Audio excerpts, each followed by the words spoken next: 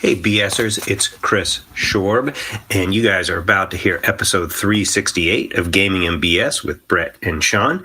But I wanted to leave a quick PSA. I've been leaving voicemails to Gaming and BS for a long time, and the reason I can do that is I've got their phone number in my contacts in my phone. The phone number is 929-BIG-DICE. That's 929-BIG-DICE. I could probably look that up, but why do I have to? Because I can remember it. It's 929-BIG-DICE. And so I recommend everybody should call in their comments because it'd be awesome to hear people's voices. Anyways, time to get on to the show.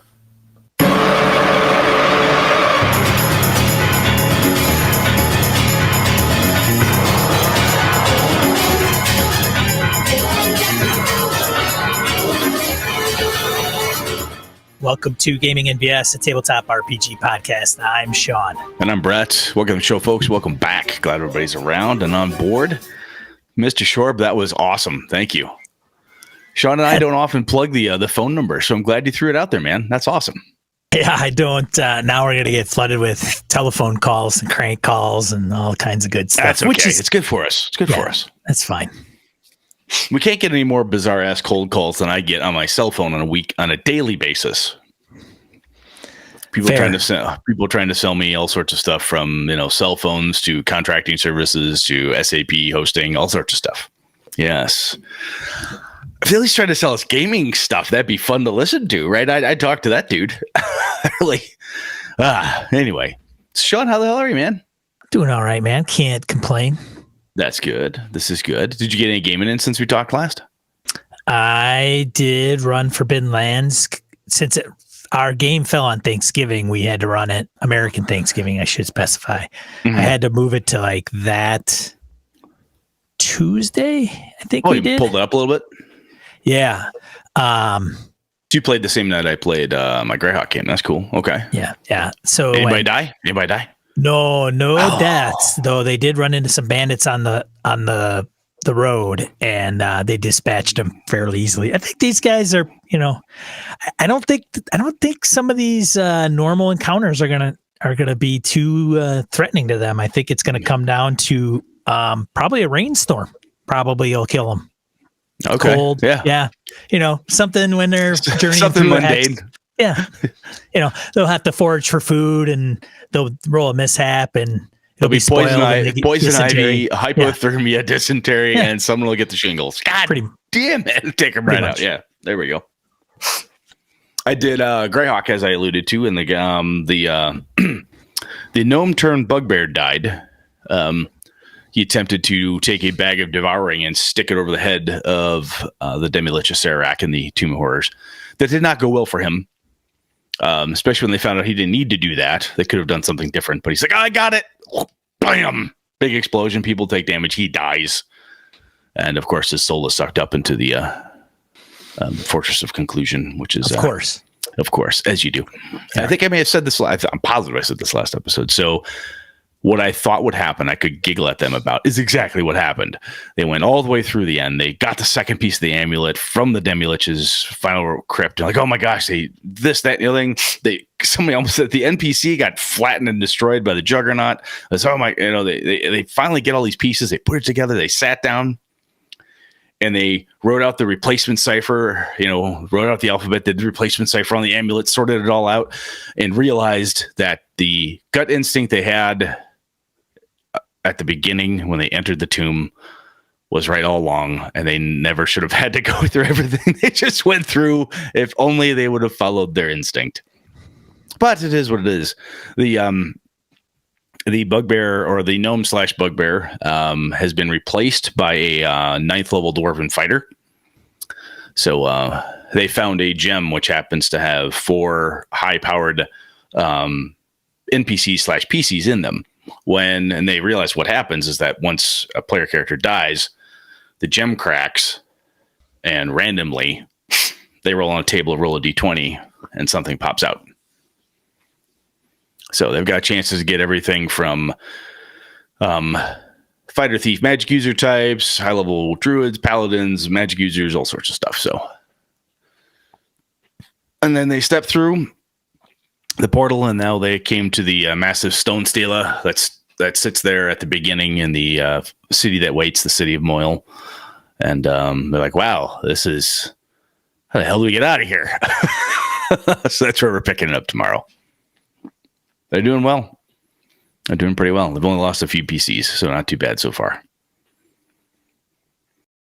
And the Druid actually gained back a level after he keeps slowly but surely encroaching up a level, and he'll be like, hey, I got a new level, and someone dead will nail him and he'll lose 2 levels. He goes, God damn it. So he finally creeped himself back up to where he was like 8 sessions ago or something. It's pretty good though. My kids have decided that they want to play Call of Cthulhu. So I print out some character sheets for them today, and I think Wednesday we'll probably be making characters and do some little Call of Cthulhu stuff for them. And also, I was telling Sean this at the beginning. I happened to, I was on Facebook and somebody had posted up some black and white drawings that they'd done about some horror in the woods. It's this wonderful thing. And I'm like, oh my gosh, this is beautiful. I could make a Delta Green adventure out of this. So it's been percolating in the back of my head for a few weeks now. And today over lunch, I'm like, I have it. So I cobbled together with the overall premise, location, bits and pieces, evidence components. And so I think once this is done, I'll have to run Delta Green for my guys up here for my group again. So that'll be fun. If nothing else, I'll make up for the fact that I totally fucked up and couldn't run Delta Green for the BSers. I got to run Delta Green for somebody in my usual Tuesday slot. So anyway. Oh, I should also say, I actually, because we weren't able to make Gamehole Con. So the guys convinced me and Alpha to have, on the 17th and 18th, that we all took that Friday off. Those of us who are working. And I'm going to start at like 10 a.m. I'm going to run Greyhawk until the end all day. Got breakfast, lunch, dinner plans, the whole bit. That'll be fun. And then Saturday, we're going to go to Alpha's place and we're going to finish up his Out of the Abyss game. We'll finish that sucker up. Should be at the last big fight there. Then we're going to shoot pool, drink, and hang out. Should be a good time. Which will only whet my appetite for BSerCon, Sean. It's shaping up fairly well. Yeah, is it? How's it looking? Yeah. Still got some people waffling around, trying to figure out what they want to do. Oh, silly. So BSerCon, that's just go to our old website and find it there. Is that the best place to do it? Yeah, gamingnbs.com/BSerCon. I think it'll get you to the tabletop events website. Somebody dropped us an email and said, hey, I want to run events for BSerCon. What do I do? Where do I go? So that's how. Or you can go to the forums or our Discord or our email. Just drop us a note. Or probably in these show notes, I could probably put them in there. You probably could. So, yeah. But the dates for it are Friday, January 28th, Saturday, January 29th, and Sunday, January 30th. We're looking at, he's got a big swath. Sean picked 4 a.m. to 11:45 p.m. That's all Central Standard Time. And you pick that simply because we do have some people globally. Got some folks down in Australia and UK and other locations. So it's conceivable. And we have some third shift workers, folks who like stay up late, early, so on and so forth. So hopefully there'll be plenty of opportunity for folks to get in on some goodness. So we've got a paint room that you just join whenever the hell you want and sit there and paint. You know, you can, get your webcam on your painting brush or just on your face or not even have it on. Just hang out there. There's seminars that's being done by AWOL Trooper, who's going to do one on hex crawls. And then I think Jim's doing one. Shoot. Is it on maps? I can't remember, but he's going to do one too. Cool. So, yeah. It's going to be fun. Fun. Awesome. Sweet, man. Any other news? Anything we need to pump or tell anybody about? No, but I got to hunt down Curtis Takahashi because he's the one that's supposed to intro our next episode, and he hasn't provided a file Curtis, yet. So get on there, buddy. He so far, everything, like, we've hit every week that we've had it, and he's the only, like, for whatever reason, I think it's him, and then the next one is somebody else, and they've already recorded theirs. So if he's got to keep the streak going. With the holidays coming and a lot of stuff happening, it's really easy to forget that stuff. So Curtis, when you listen to this, make sure you get it in there. If he's listening to this in a timely fashion. I hope he is. I'm like 3 months behind. No. Oh shit, I'm late. That might be a problem. I got his email. I'll hit him up. We'll pester him. Are we good, man? Should we just random encounter it up? Get the row on the show? Yeah, let's get to random encounter. A segment of the show where we field emails, voicemails, comments from social media. We got 2 voicemails and an email this week. First one is a voicemail from DM Kojo.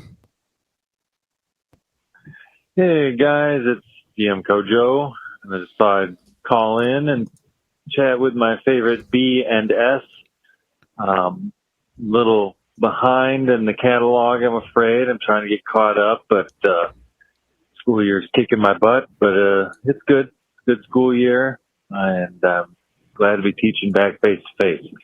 Wanted to touch base about your episode about you meet in a tavern, but specifically what I'm talking to you about today is something you mentioned in the intro, which was that you had a show topic in mind about what to do when you can't roll your dice well.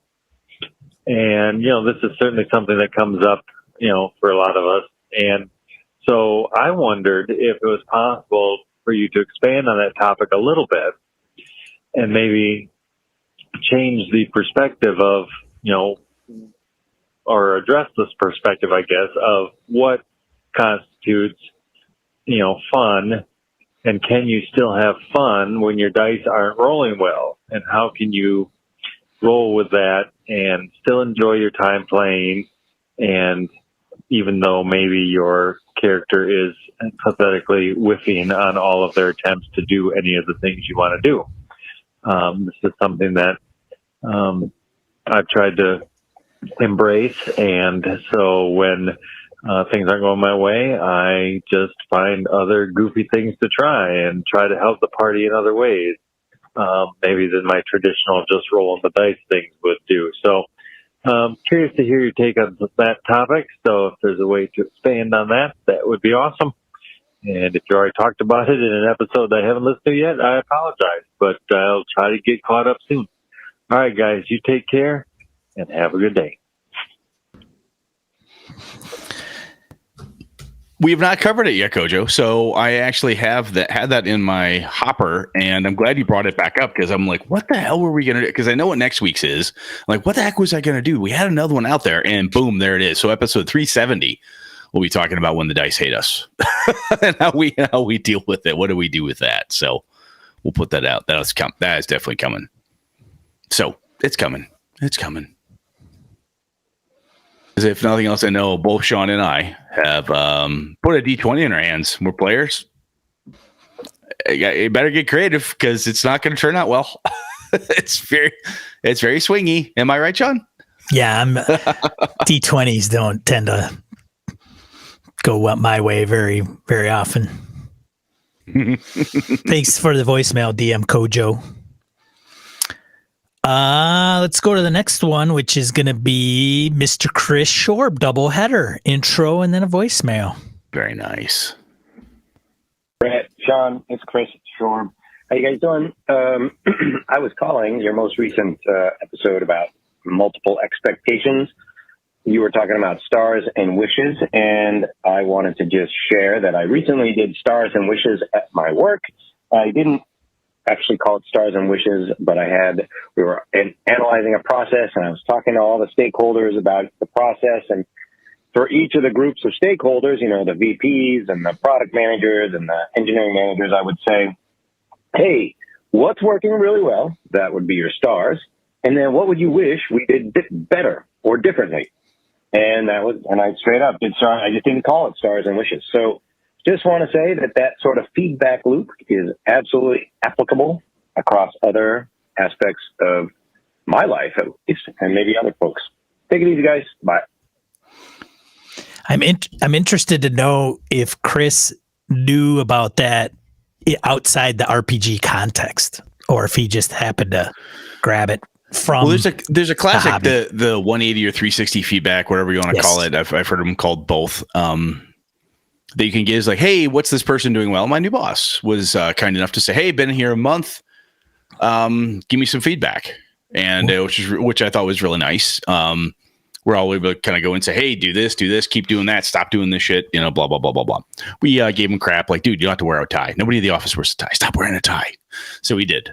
He's like, yep, good call. I don't want to look like I'm stiff, right? I want to read the room, and he's a smart guy. But it was, I think it's a thing. But oftentimes we think about it from a like post game or post event or year end review in a job perspective. But to focus on gaming, we often talk about the campaign's over, that session's over. Hey guys, what do you think? Hey, how'd that session go?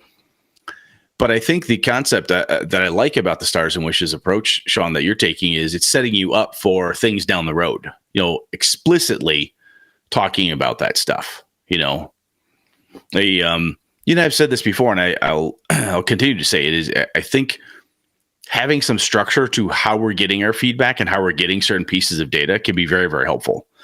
Even if you feel it might be formulaic, like I tend to I don't want to follow a formula, I want to do my own thing. But there's a reason sometimes why you start with the formula, figure it out, and then change it once you understand it, I think there's some good value in there, and I like that info, Chris. So thanks, man. That was good. Yeah, thanks, Chris. Well, man, I'll tell you what. You can. I'll let you read this one. I'm here for you, Sean. Let me read this one, huh? Okay. I'll let you. Edwin Nagy writes in an email. Greetings. In last night's home game, I introduced a half dozen new NPCs. The party had cleared out a Fey cockatrice cave, thanks Fantastic Layers, and several of the statues came to back to life. This was an opportunity for conversation-based exposition. When I was stoned, the evil hobgoblin prince you speak of was just a babe with arms. Humor. The low-quality bard telling a shaggy dog story. Hooks. I was on a mission, maybe you can help. And story advancement. At least one of the NPCs has some dark intentions. Aside from having 6 people join the story in a relatively short amount of time and trying to keep each one interesting, how many times can you play out, I was a statue, how long, thanks for rescuing me. I also wanted to end up with the PCs trusting or liking some of the NPCs, but having some of the troublesome ones get under their radar without having a dishonest gotcha moment. I think it went well, and the party definitely seemed to enjoy when the Thanksgiving feast turned into one of the hosts getting framed for murder, and one of the new NPCs unleashing a crossbow bolt into the shoulder of the king's ambassador. When next we play, I'll be curious to see which side the PCs take in the ensuing brawl. Looking back on the evening as I wrote up my notes, I was thinking that there can be a lot to introducing NPCs as to the whys and the hows, and perhaps it's time for another GBS episode on the topic. One resource I was pleased to have during prep was Nord Games' ultimate NPCs Skullduggery. Happy gaming, Edwin. Edwin, that's a damn good topic, man. I'm definitely going to add that one into the list. I think there can be the fact that you pulled in 6 of them right there. That's pretty awesome, man. Because when I talk to some game masters and stuff, and this type of story would come up, like, yeah, we had 6 NPCs, or I had a big room full of blah blah blah. Running multiple NPCs at the same time can be very challenging. It really can be, especially if you want to make them memorable / different. If you're not good at doing voices, or you like doing voices but can't always remember who you gave what to, doing it quickly on the fly, how much prep did you do, so on and so forth, all of that can be pretty fucking daunting, man. 2-3 people, easy, but half dozen or more, whew, that could be a lot of voices, NPC, just stuff happening all at once that can kind of throw the players for a loop, trying to keep track of who said what or how they said it, Yeah. Have you done the whole big NPC mob like that? I'm saying 6 is a mob, but you've done it, introduced a whole bunch of them? Yeah, I had a group. It was 1, 2, 3, 4, 5. I think 5 or 6. Yeah, it was a group of adventurers that came into Eden's Outpost, and they all came in at once. And then the leader went and talked to the proprietor, and then the rest sat at a table, was kind of shooting the proverbial shit amongst each other. And then some of the party members engaged one or observed them or whatever the case was, and trying to determine who's who and what's what. Like I gave each one more of one kind of trait for them to latch on. So there was one that was kind of the kind of skulking, real serious, gruff guy. And then there was the one that was the womanizer, charming, Mr. Handsome. Yeah. And then one was kind of like Mouse from the Matrix, kind of gotcha. The nerdy guy, the little timid nerdy guy. And then a woman who was, well, aside from just being the only woman in that group, she was kind of a take no shit type of person in the group. And then, cool. So it was, and then of course one was Troy, who they seduced. And then ultimately he fell in love with one of the characters. Well, there's always the classic too, that you'll get, new player character gets introduced to the party. We don't trust that person. We don't trust he, she, they. We're not going to trust them. We're not never allow them to be one of us. You're like, it's Sean's character. Come on, can't Sean play? No, he must earn our. Oh, for fuck's sake! You can have the same thing happen to your NPCs too. Where the players just don't never want to talk to anybody or whatever. We'll talk about that though in the upcoming episode. I think it's a damn good idea, Edmund. So I just cobbled together something real quick to make sure I don't forget. So yeah. That's forthcoming. I like that idea. That's good stuff. It's good. And good Thanks, on you, Edwin. man. Hey, yeah, and if you've got tips, or Edwin, or anybody else, honestly, feel free to hit us up with what you've done. If you got a tip or a trick, throw it in there right away. We'll do our best to grab those and kind of incorporate them into our discussion too. So if you've got some ideas on that, throw it at us. It'd be cool stuff. Cool. Was that it? That's it? Yeah, that's it. Well, hot damn. Let's move on, man. Let's go into the main topic.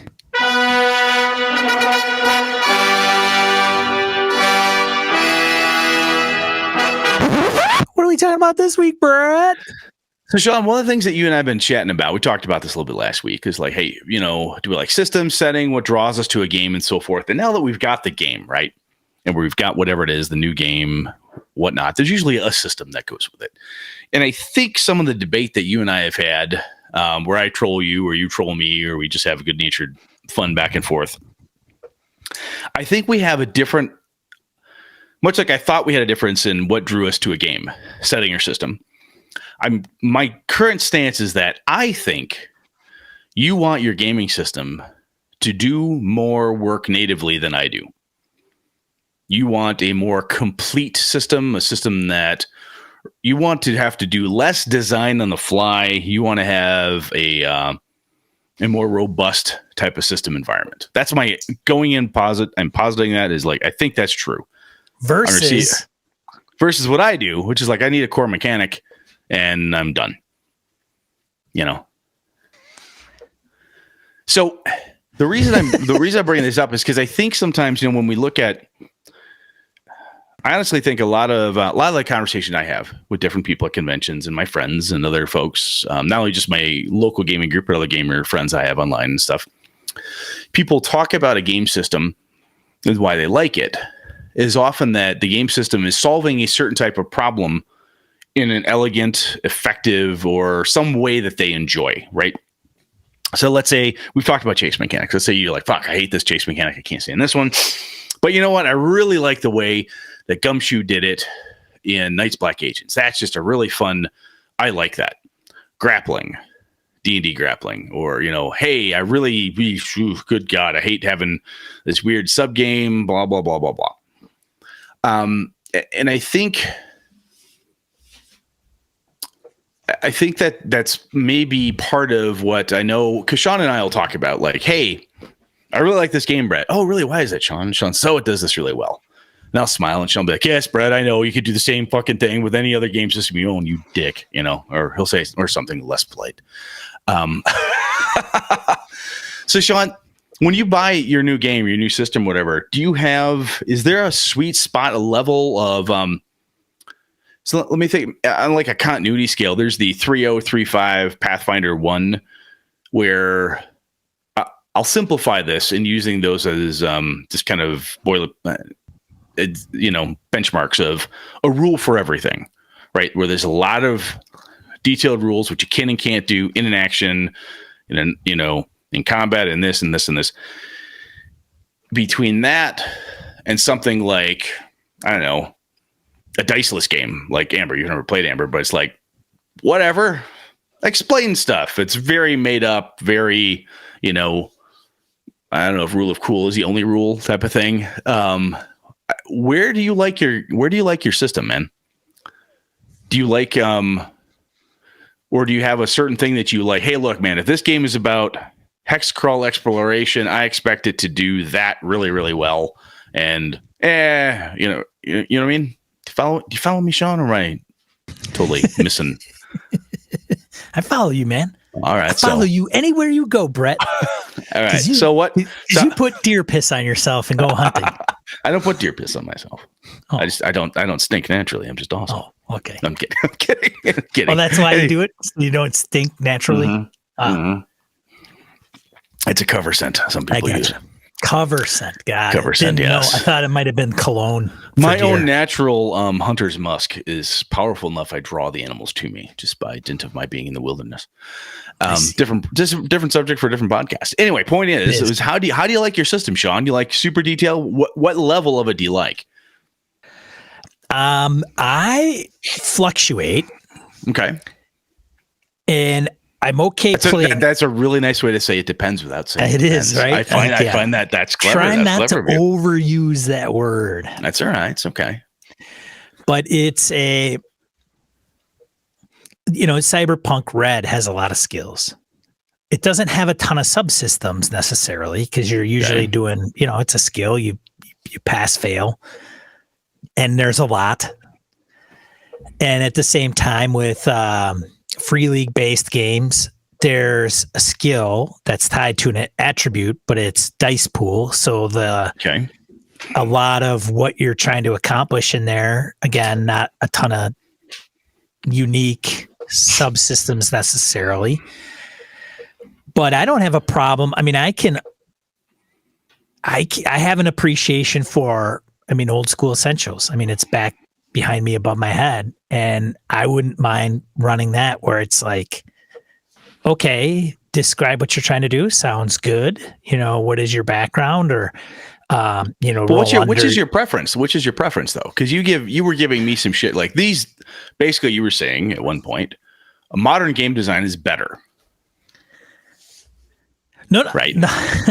You did say that. I'm gonna freaking brain you, man. That's not what I said. I know. I'm kidding you. I'm totally. This guy. I'm getting wound up. No, I'm kidding. I'm curious because when you say that you vacillate a little bit, is I think that makes sense to me because you've played Gumshoe, Trail of Cthulhu, and you've played Call of Cthulhu. You've played Delta Green.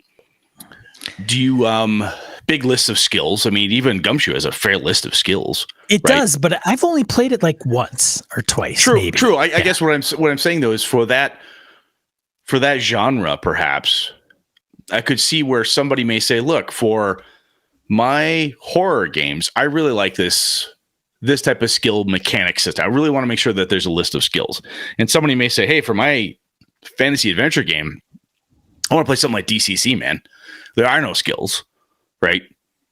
It's just difficulty classes based on argument, Like I grew up as a fisherman, therefore I know how to do fishing, or I know how to tie knots, or something like that. Right. That's how it kind of rolls with that, and that's is that how you kind of look at a game and say, hey, it's a fantasy game? Do you have a level of mechanic work that you're like, hey, I want this game to really cover and really run it? I want to have a checklist of stuff for that, or this is a hard one. I know, because it's a hard one because there isn't any definitive answer for me personally, because I have an appreciation for all of those types of games. Like I have, very cool. If it was DCC, unless it has descending armor class, unless it's got that going. If it has descending armor class, Sean is out of it. If there's a chart for it, he's done. House rule number 1. Sorry, changing that shit right away. Interrupt you, sorry. It has to do with like, so DCC, OSE, or and if somebody were to say I think I would know this because I was a baker, a gong farmer, or whatever. Yeah. Great. Sounds good. And that's not a rule necessarily. That's kind of the deal. And that I justify my knowledge because of this. Great. Yes. And that's fine. And I like that. And I would support it. But the problem is you got to get the players that are on board with understanding that, because if you have players that are going from, hey man, I've played Pathfinder originally, but I've never played some of these older school games. So how do I do anything? Because there's no skills. So they have a hard time like coming up on their own to justify the answer, right? Like they don't come up with because I'm a gong farmer, I should know this. And as the game master, I would say, you know what? That's a good point. That's valid. Absolutely. Let me tell you. Or give me an intelligence roll under your intelligence. Oh, okay. Yeah, so that's fine. But if I don't have a group or a couple players that can't grok that, then I don't necessarily think it's the rules or my preference, because at that point I'm like, I'm running that will drive me nuts. Like I'll just be like, this game I'm running the wrong game for the wrong people. I like what you're saying there. And I think what's interesting, because I'm listening to you and I'm absolutely agreeing with you. And I like this perspective you're giving me here, because wrong game for wrong group or wrong group of people, right? So game being good or bad, very, very subjective, right? I like this. I don't like that. I really like Savage Rolls. I don't like Savage Rolls. I really like whatever. But so this is where, and we've talked about this before, where it irritates the shit out of me when somebody goes, oh, you want to do it? You got to play Blades of Dark for heist. You can't run a heist with anything else type of, people will do that, and in the Twitterverse, right? You get your 120 characters and they just tell you how wrong you are. It's 240, you dope. Yeah. 240, whatever it is. The people can usually tell me I'm wrong in less than 240. Anyhow, point is that's interesting because it's part of like a session 0 thing, getting buy-in. Like if you're going to play an old school type of game where there's no skill system, TCC is old school style, right? No skill system. Right. Or if you're going to play a game like Gumshoe, we have a pretty extensive skill list. However, the way you spend the points are different, right? The way you have the care and feeding for those points are different. If you're playing Call of Cthulhu or Delta Green, that horror role-playing game has percentile skills, so good numbers in the right areas, blah, blah, blah, blah, blah. And having that list can be very, very effective. And I think what can be troublesome in some cases is where, for me, having a good core mechanic, when I say a good core mechanic, for Brett's, my definition of a good core mechanic is one that spans most of the game's environment. Dungeons and Dragons is a D20. Now, the older systems had percentiles and different dice and so forth. But in your 3.0 and on, and then 5e, which I think is very well designed, it's a D20. Boom. That's what you're using for, roll this number or above. That's it. That covers most of it. If you can come up with a thing, use that core mechanic, it should get you out of most of your jams. And the reason I like that, Sean, I didn't think about it, quite frankly, until you put it that way, is that because when I'm running that game, where I've got one person who describes the hell out of everything, right? And I can just say, okay, roll this thing. And they're doing something that's kind of sort of alchemy, kind of sort of arcane. Fuck it, use this, give me a die roll, blah, blah, blah. And I do have a player on the other end of the table or right next to that person, and they're like, can I just roll spot? Yes, you can. Right. Some people really like that, and some people want to have more description. And I think that a good core mechanic for Brett's money is one that I can apply for both of those cases, and the players don't feel like one style of play is trumping another one. Right. Where the person who's very verbose and descriptive gets away with, or the person who only uses their skill list is getting more better. You know what I mean? So I think that because if I have a solid core mechanic that covers all the bits and pieces of it, not all the bits and pieces, but like I said, just flows over the top of everything. I'm like, okay, cool. for me, Gumshoe, it's, if it's like you spend a point, or if you're rolling the D6, it's a 4 or above. But anyway, I think that's where I like the good core mechanic, is because if it covers enough of all the right pieces and parts, right? There may be a little subsystem in there, and somebody kind of wants to grapple, but kind of not. I just want to hold his hand and just delay him for 2 seconds. I'm not really grappling him. By the rules, I could make them do a grappling check, right? But I decide, you know what? That's a little off. Kind of, sort of. I'll tell you what. Give me an athletics check. Do that. It's not really a grapple check. It's just this one little thing I'm doing. Or on the other hand, somebody who's very comfortable with that says, I'm going to grapple them. Right. And they want to go full in because they understand the rules, the mechanics, and so on and so forth. So, that's interesting. That's interesting. Because I honestly thought the way that you were looking at some of these systems, like, let's take Forbidden Lands, for instance. One of the things that you and I talked about is I'm like, it has a checklist, right? Like every day you do blah, blah, blah. I'm oversimplifying it and probably. When you journey. So. Yeah. When you journey. Yeah. Yes. When you're exploring. Yeah. And in other games that aren't quite as detailed, some of it's on me as game master, on the players, or a combination of, to remember different things or input. And, I don't have a formula to follow in some cases. It's a very specific mechanic for it. Some games do not have that. So I could definitely see where, and we've talked about this before, where your love of that game system is like, look, an exploration mechanic, as it's built, it invokes and creates a repeatable thing, right? Feeling, events, approach, and everything else. So there's some power in that. But I don't know enough of that game. That mechanic is different than like fighting and skill checks. Is that true? Nope. Same mechanic. Okay. So that core mechanic just used. Okay. So, all right. That's cool. That's attractive to me. Yeah. You want to melee somebody, you roll melee. There's a movement, there's a movement economy to it, and there's range increments, but in the end, it's dice pool, and what you're trying to achieve. How many how many points do you have in the skill? That's how many D6s you get. If there's none, you get 0 for this. You get no dice for the skill. Gotcha. Then you go to the ability that corresponds to the skill. How many you're going to have points in that, otherwise you're broken. So you might be 1, could be all the way to 6, but typically 4 is on the high end. And so if you're, hey, I'm going to hit this person, same mechanic. If you're journeying and you're leading the way, same mechanic. Same deal, right? And there are times when you're going to do an opposed, which, then it's not 6s and 1s are successes and failures to some degree. Well, actually, everything's a failure except a 6. 1s will really get you into trouble after you push, But a lot of the game that's kind of it. Like, these guys aren't.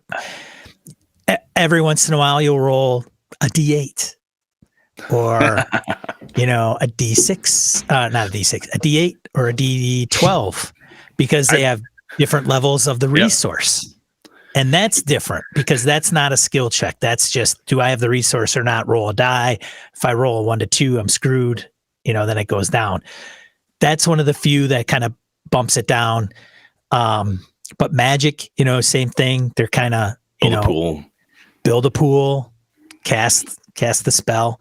I like one of the things I like about this, and it kind of the reason I'm kind of trying to chuckle quietly here is because I'd love to say, my first thought was, boy, having a core mechanic like that, or a D20, pretty much always roll a D20 to do something, except for damage, right? It's always a D20 to do something, or it's always this dice pool of D6. Boy, that'll sure make it easier for the players, but there's always a couple players who are like, which of these dice do I roll? And you just kind of look at them like, dude, really? I mean, but if nothing else, for me, I like to I like to have the simplicity of it, right? When they're going to attack somebody, I don't have an armor class. Like, their target numbers are 6s. Like, that's it, period. Yep. End of discussion. And if they don't produce enough, So when they do attack, and they, usually the fighter types are going to buff up a lot of their melee skill, and there's talents that are going to be able to play a role in that as well.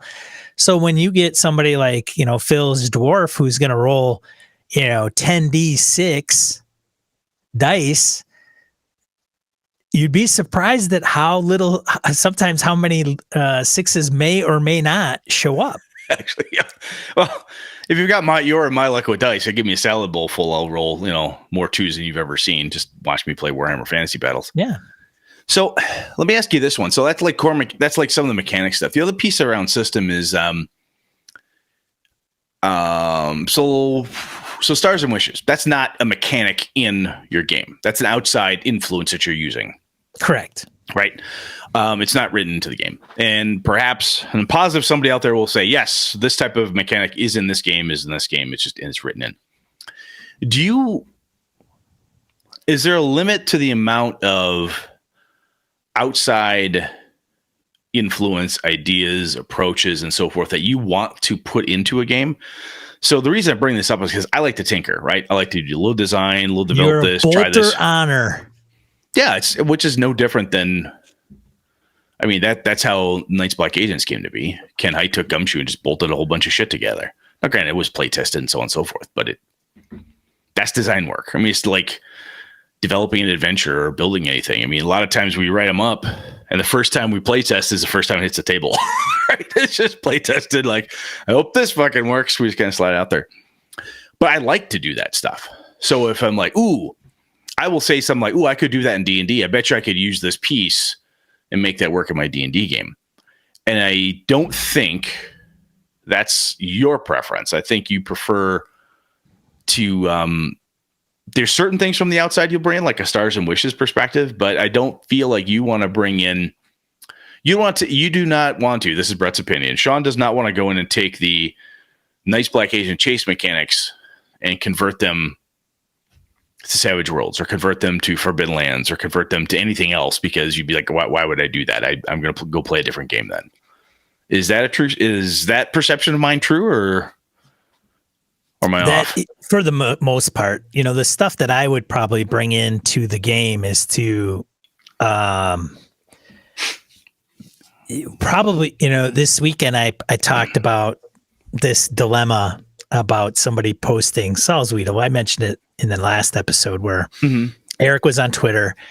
Guy got captured by a mob boss, and they had him surrounded, and he spit in the mob boss's face, and the mob boss, that's it. Like, they rolled attack rolls and killed the player character. Mm-hmm. So there was, hey, what does everybody think of this stuff? Right. Because the victim of that posted on Reddit and said, hey, this is what happened. This is my first D&D game or something like that. Is this how it rolls? Somebody on Twitter wrote up something kind of addressing that, which is, now I can't remember the damn terms, but it was like an endangering action, right? An endangering action and some other term. And what they said was they were going to define both of these terms, right? An endangering action is and will lead to heavy wounds, possible death. So instead of just saying, are you sure you want to do that? Which is usually the red flag some of us hone in on, right? Yeah, because if you've been around for a while, when the game master looks at you, goes, Sue, that's what you're really doing. You're spitting in his face. Let me get positive. This clear. You want to do positive this. You're going to hock a loogie and hit that guy in the left eyeball. That's what you're doing? Right. All right. Now, the trouble with that approach, which I mentioned, is that the person that you address that to is not understanding the severity of what they're doing. They are, but they don't think you're going to kill them. Yeah. How well do they know Brett, the game master, Sean, the game master, you, the game master? How well do they understand the game, the system? Is this the first time this has ever happened? And is that language even very clear to them? And so, this is you're taking an endangering step, right? Defining something like that. Yeah. I could probably actually find it in like a matter of seconds. Because so anyway, so why are you telling me this? Well, the reason I bring this up is it's endangering action and points of no return. Thanks, Aaron. And the reason, so those are things that I would bring into my game. Those are an example of things that I would bring into my game that it kind of clarifies more of the interpretation piece. It doesn't leave, those are some GM playing tips and tricks that are just really good. Yes. Right. It's good language. It's good way to be descriptive, clear, and consistent. I like it. Right. Yes. They're not a mechanic like, oh, would you like the car chase rules from Savage Worlds and then use that for your well, that's a bad example because Deadlands is Savage Worlds. But, to your Knights Black Agents game. Yep. I'm not that kind of guy, though I can see if it does work better and people understand that, specifically because in some games, the chase mechanics totally suck, or they don't get thrown out very often. So when the chase occurs and it's like, all right, everybody, timeout, chase is happening now. Yeah. Everybody gather around, chase is occurring. So it usually, because of my experience, the not so frequent use of the chase mechanics, whether they're native to the game or, the native ones, if it has it, since they don't get broken out very often, somebody says, hey, look, here's the deal. I've run chases in, Knights Black Agents. They're okay, but I prefer to use the one that's out of Savage Worlds. And this is why. So this is the way we're going to kind of roll. We're going to do this. Yep. Most players are probably going to not give a rip, right? Because they're going to be, unless they're like, oh boy, goody. I always loved the Knights Black Agents chase. I built my character specifically to deal with Knights Black Agents chases. Now you have nerfed this person's ability and she can no longer be the wheel person I wanted her to be. Yes. I'm the wheel person, but then you don't take my wheel person skill into effect because you're using Savage Worlds and that doesn't translate over well. So now instead of getting this huge boon and the cherry, right? The cherry is a mechanic. And there's a lot of work in that, right? So if you look at like DCC and Savage Worlds, they both put out Lankmar stuff, right? So I have DCC Lankmar. And if I were to sit down and say, all right, I want to run a Lankmar game, I have D&D, I have Savage Worlds, I've got DCC, I've got. My crew and I decide we want to play with DCC. Great. To sit down and really make it feel like a Lankmar game, there's probably some stuff I'd want to go through the rules and trim and change and add, delete. Granted, Goodman Games went and did that for me, so that's awesome, right? So they made some adjustments. They've got fleeting luck and different components and pieces that try to invoke and reinforce and underscore the tones, which is great. It's kind of, I can tell a horror game in D&D, even if it doesn't have a actual horror mechanic. And I'm not talking about like a 5e. There's some stuff in the DMG, some of the add-on stuff. I'm talking like first edition or even second and so forth. There's stuff out there people have made, built, whatever. So I can see where people like yourself would want to take like the skills and ideas of like, hey, concise descriptions and so forth, and carry that in. Stars and wishes. Safety tools. Like, hey, that's a cool thing. I'm going to bring that in there. That's a good thing to use. Even if the game itself doesn't have those. There is something to be said for if the group and you are not comfortable with Brett tinkering with the rules, add, changing, and delete mechanical stuff, bringing in different things like, hey, we're going to roll D10s instead of D6 for initiative because I got this wacky idea. It can be cumbersome. It can be clunky. It can not be a lot of fun. And it has to be something you like doing, right? So let me ask you this one. Like, so I look at GM intrusions. Okay, that is native to the Cypher system, native to Cypher system.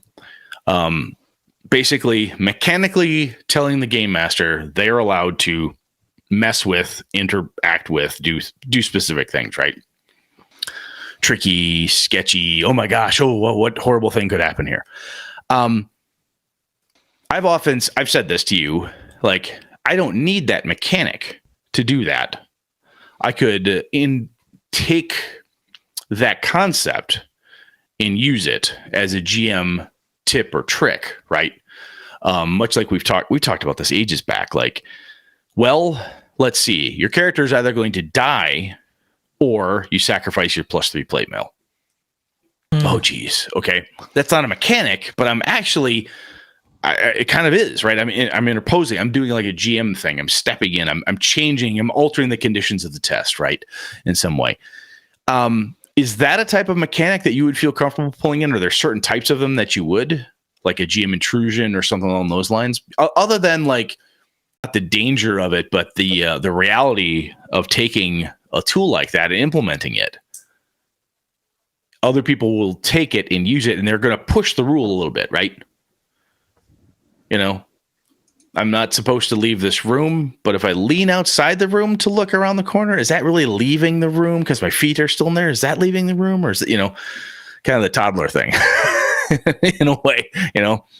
You tell your dog to sit and stay, and they just kind of creep just one little scotch closer. Like, did he really stay, or did he? No, he kind of didn't. So is that, anyway, back to my question, is that something that you would want, that you'd be okay with doing? That level of on the fly rules stuff? On the fly stuff, maybe to some degree. A GM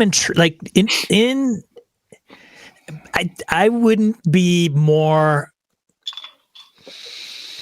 I wouldn't probably inject something like GM intrusions as a standard unless I was playing Cypher. Because sometimes I think when you start getting into some of those things, unless it's like a one-off, maybe you just like the chase mechanics.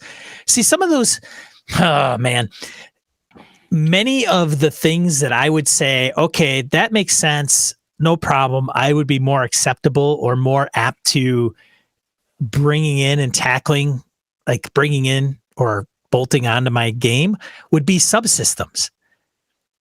I like that. Okay. Right. Instead of impacting the core. It's not at the core, right? Instead of impacting the core activity. Yeah. I right. Gotcha. If it was a GM intrusion, well, then why aren't I playing Cypher System? So I'm with you there, man, because when I looked at one of the things that, like I said about Simba Room, it attracted me to the world. I'm like, ooh, that was my first, wow, this is the grittiness, the dark, the wilderness pieces, all this cool dark face shit that I groove on. And I'm like, ooh, it also is all player facing dice. That's really cool. Could Brett go through and make D&D a player facing dice system? Absolutely. Why not just play Simba at that point? Because there's a level of extra work I'd have to do. So I think I'm with you, man. I think when I talk about, I could make it do that, or I could do this, I could do that. When I say that, my bolt-ons, quite frankly, Sean, I think my bolt-ons are subsystems. Like, hey, look, I could do a D&D game and a horror game, and I would do it like this, or I could do, there's in the DMG, there's honor, and I think there's willpower, fear, there's terror stuff in the DMG as well. There are there's options. They call there's them options rules. Yes. There's optional rules in there. Right. Older versions of it, I could even take one and I could I could go straight to Call of Cthulhu and take a sanity mechanic and bolt that on there because it's not that big a deal, right? It's a bolt-on component. I think that is, I don't mind doing that. And I don't mind doing it insofar as that I will build the campaign concepts and so forth and have all those bolt-ons ready and tell the players up front. Right. So I will sit down and say, hey, I'm going to do this. And for this campaign, we're going to use X, Y, and Z subsystems that I've welded on the side here. Not just we ran into a chase, fuck it, use the chase from Savage Worlds because we know that one better. I'm talking about like permanent upfront, I have welded this stuff onto the side. Not bolted on, dude. It's like welded on, Right. Yeah. Is that, are you comfortable doing that? Or is that the point where you're like, look, if I'm going to modify this game with a bunch of add-ons, and maybe there's a limit for you, then I want to play something else. Is that kind of how you look at it? No, I would be I would be open to. I mean, like there's a part of me that has talked about 5e, and everybody thinks I hate it. I don't hate fifth edition. You do not hate fifth edition. You just want having more fun playing other stuff right now. It's all good. What I would probably do is, depending on the campaign that I would want to run, I would probably implement some of those optional rules from the Dungeon Master's Guide. Whether it's like, Blake Ryan's talking about Curse of Strahd, using the sanity rules from Call of Cthulhu. Yeah. Maybe, I don't know. I guess possibly. I don't think I would rule it out completely. I would probably look at, what was it? Lingering injuries, right? That I would put on, right? Yep. I may strip out the skills. Then somebody would say, well, then why are you playing 5th edition? I could tell you because I'm pitching it to other people. It's a mental thing. Yes, you and I would know that, but marketing it to somebody else, it's like, 5th edition, not a big deal. I'm taking out the skills. Well, the other component is that the core mechanic is still there. It's a D20 with a target number. They call them DCs or whatever the hell you want to call it, but it's just a target number. It's a D20 with a target number. And which covers 90% of, if not 100% of all the stuff in that game, right? If you were to say, well, the D20 covers everything except for spells. For spells, I'm going to use this 2D12 plus or minus a D4 and a deck of cards, right? Yeah. Somebody's going to look at, okay, interesting, maybe-ish. All right, okay. In the ancient days, I remember a friend of mine was big on mana. He had a mana system fully built out. These cobble in from Arduin Grimoire and all these other things around, because he didn't like memorizing spells. Fancy and Magic and D&D hated it, so he came up with a mana system. It was, for all intents and purposes for us, it worked. Like, okay, that's cool. The fighter was still kick-ass. The rangers were still awesome, but the wizards and the clerics just had this mana thing, and they could kind of flex and do whatever. Great. We did not notice any impact to our style of play or whatever happened for us. But in a game where you're going to say, hey, instead of rolling to, that was a game too where you didn't roll to hit for spells, right? Where in 5e you are rolling to hit for certain spells, and some spells you don't, and saves. And you could say, well, we're going to have a special saving throw for this type of magic in this version of 5e, and it's done with D6s. And then it gets kind of wonky. When you intrude heavily on that core mechanic, I think that might be where both you and I kind of draw a line.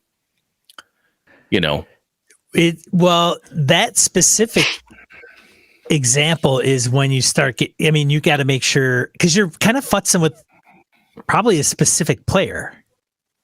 Yeah, you could very well be, especially when you think about it. I like that thought, man, because if you're looking at 4 or 5 players max, right? There's usually like one spellcaster, i.e. a wizard, warlock, somebody, and you've just fucked with them. Yeah, you kind of changed it around. Yeah, you've kind of turned their class upside down on their head, and maybe it's not that bad, but that's the thing. That's the expectation piece. If you're going to go, hey, I'm Brett, and we're going to play AD&D, but guess what? We're not using Fancy and Magic. We're going to use Mana Pool, and I'm Wizard guy, Magic user, and you're like, yeah, so Sean, this is going to be really cool. And I go, oh, okay. Now, one of the problems some game masters have is they don't explain shit, and it's all in their brain. It's not documented. So I'm kind of having to go with how Brett determines how my shit works. Yes. Which really gets effed up really quick if people don't do it right. Yep. So I think where I'm at, what I actually do is, all right, this is what I'm going to do, Brett. Yeah. Oh, no. Well, do you have enough? Don't you remember what I told you 4 sessions ago? Don't you? Yeah, you got to have some more mana, Sean. You only have like 2 mana. That one costs 4 mana. Oh, okay. All right. Hey, how do I get mana? You never told me.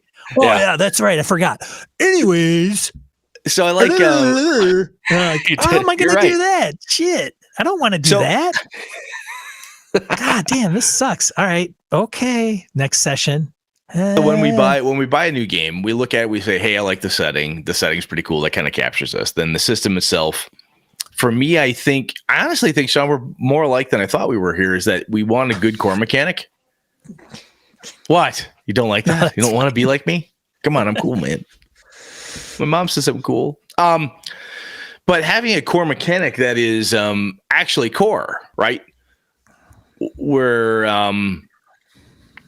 it's D20s, it's a pool of D6, it's percentiles, it's 90% of the time, this is what gets me out of my jam. By having that, if I want to bolt something onto it, I think it becomes a little bit easier, right? Because I kind of know what I would be butting up against. Because if I futz with that core mechanic that covers so much, that I'm, kind of worried about it. I can tell you though, when I look at a game like First Edition AD&D or BX or Backme and so forth, there are so many different variations of there's D6 checks, there are percentile checks, there are roll 20 for different things, and so on and so forth. So I think one of the reasons why that environment, for my money anyway, is quote unquote easy to hack up is because having potentially drastically different subsystems or mechanical approaches to it, like the skills or whatever. Well, we always checked skills as basically determine the skill based on the stat, roll your stat around on D20. And somebody else says, well, we always did stat around on 3D6. Okay, it's kind of the same, but what happens when somebody has it's just different. But you can do that because it's kind of a wonky system anyway, with lots of different mechanical ways to get the result of pass fail or sort of pass, sort of fail. You know what I mean? Once you have a game system now with a more unifying core mechanic, I think the argument that you've given me, like, well, then you're not playing that game, Brett. Why don't you play this other game? Or how come? It sounds like you really actually want to play this other thing. You should try that. I think what you're really telling me, Sean, is that this other game has a core mechanic that covers not only what you're talking about, but everything else, and it's going to make your life easier. I think that's what you're trying to tell me. Possibly. What do you mean? Possibly? I mean, I don't know, because you might You don't know what you're telling me? Doing shit the hard way. Sometimes I do, actually. I like algorithmic random tables of cosine, sine, and tangent. Yes, exactly. Divide by pi, take by the. So generally speaking, though, you're not one. I think I like to tinker more with my system, so I think I'm more forgiving of certain systems than you are. Maybe. I mean, I suppose I get to some degree. Well, I think I just don't think that every game is AD&D, and then everything bolted onto it. No, what I've said is I could do that. It's a fuck ton of work, but I could do it. Well, right. And that's, I don't think that, I think, yes, you could do that with any game though. Yes, you absolutely could. Absolutely could. Absolutely could.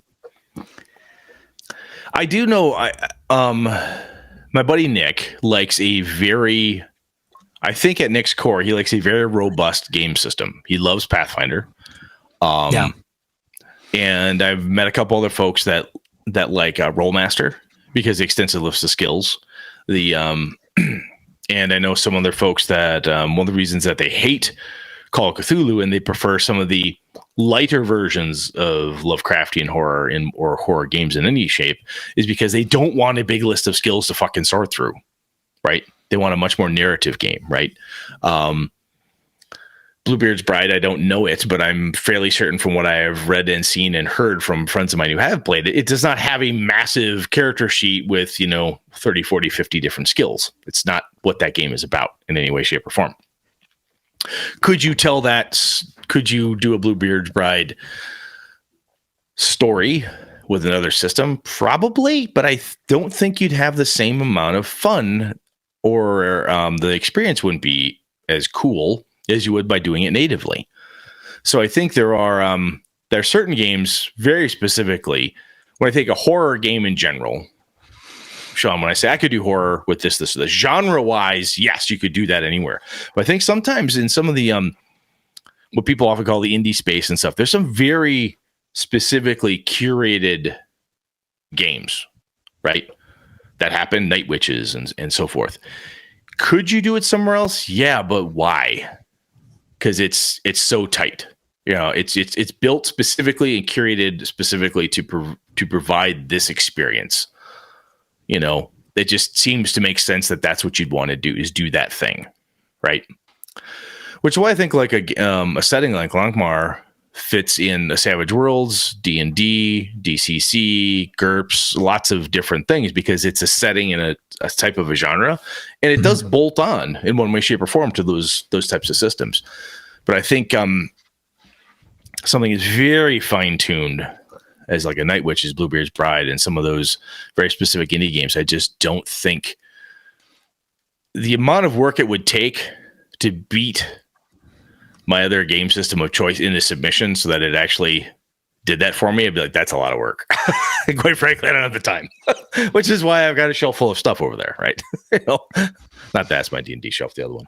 But anyway, okay, interesting. I honestly thought we were further apart on that, man. I really did. No, Brett. No, we're not. I don't think so. I was wrong. 7 years I've been wrong about you. That's crazy. Well, I got to learn something sometime. Sometimes we're just wrong. Sometimes we are. Or you are, mostly. All right, man. I think I'm good. I think this is good. You good? Yeah, all right, man. Good. Are you good? I'm good. Let's move on to die roll. All right, let's go to die roll. Now I know you're not mad at me anymore, so I feel better. I'm not. I was okay. No, he's getting mad. Die roll 2d4 miscellaneous points, gaming and geekery you want to bring to your attention. First one up is, oh man, what is going on? Look at Low Life 2090. 2090, yes. Low Life, the alpha supplements, free on drive-through. It's a D20 based RPG of cyberpunk and sorcery set in 2090 by Pickpocket Press. Yeah, Steve Gradzicki. Our friend Steve Gradzicki. So check that out, Low Life 2090. Very cool. It's the first free mini expansion, providing a raft of new options for every lifer, crump, and neller in the vert. Nice. There you go. Check that out. Second one. Oh boy, I don't know what you think about this, Brett. Oh, the D&D Tavern? D&D Tavern Adventure Castle proposed for Lake Geneva. I don't know, man. I don't know either. Yeah. The photos they have are neat. Computer generated images that they're yeah. Well, I don't know. We'll see. I don't know. I mean, it's not far from us, so I guess we'll check it out if they ever get it up and running. Yeah, I've always thought I should buy the Wausau Mine, which is a restaurant here in Wausau, Wisconsin. It's themed on a mining company because there was mining in the area. Sure. So the whole thing is like it's themed like a mine.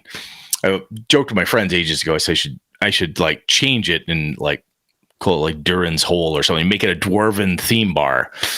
And my friends have always said, like, you and who else would go there, man? I'm like, yeah, fantasy's coming around. It'll be fine. So ain't good enough food, serve good enough beer. Now everyone will show up and they'll doesn't sing like really matter what the theme they won't is. Care. Sometimes they'll show up and sing like dwarves all the time. Anyway, what else we got? And then the last one, some dude did some video on how to put your Star Wars character into Foundry. So check that out. Yeah, that's that Sean Kelly guy. He's out there doing stuff. Well, I did it. I did this. I didn't realize I had this sitting around, and I found it on my hard drive and totally forgot I did the video because I did it so that when I did when I was running Star Wars and I was going to use Foundry, I could just go watch this video and then put your character into Foundry. So I did one and I never put it up. So now it's up there for people that have Foundry and they want to play Star Wars. And if there's a GM out there that's running it and like, hey, I got my player stuff in there, just tell them to go and watch this damn thing. Awesome. And maybe it'll help somebody. So anyways, that's it for die roll. Yeah, cool, man. What are we talking about next week, Brett? Next week is Confusion and Ignorance, the Sean and Brett story. What? Well, I'm sorry, the Sean and Brett story is a little add on there, but Confusion and Ignorance, that's what we're going to talk about. Let's leave it there. That's it. I don't want to spoil it for you. And you can read the notes. You'll be fine. Now I'm intrigued, Brett. I hope so. Is this carrying on with the theme of your little study, your thesis? No, this is, well, a little bit. No. Actually, what I wanted to do was talk about sometimes confusion and ignorance from like a player's perspective, like where it can be frustrating when you're doing something like my character's confused. Brett is confused. Is it okay if my character is ignorant of a situation and so forth? And how that, like, we're doing heavy investigative games, Cthulhu stuff, and or even entering a new world. Like the first time Brett says, hey, I'm going to play an Avalon game. Like, I've heard about it. I know nothing about the setting. And you sit down, the confusion and ignorance can be overwhelming sometimes. And there's ways to deal with it and utilize it to help maintain tone and help people out. So that's what we're going to talk about. Oh. We'll see how it goes. Got it. Okay. Sounds good. Great. See if it works. We'll see if it works. We'll see. Like everything else we've done. Yeah. Thanks for everybody that's shown up live for our recording here on YouTube. We record every 8 Monday, typically, unless Brett's up in the northern woods doing something. But typically we're here at 8 p.m. Central Time, U.S., to record. If not, you can find us at your favorite podcatcher of choice to find the flagship audio show. Appreciate it. Subscribe there as well. If you see this on the YouTube, give us a like and subscribe so you can get notifications. Otherwise, I think that's... be a positive force in the tabletop RPG hobby. Absolutely. Yeah. Otherwise, I'm Sean. I'm Brett. Good night and good game and all.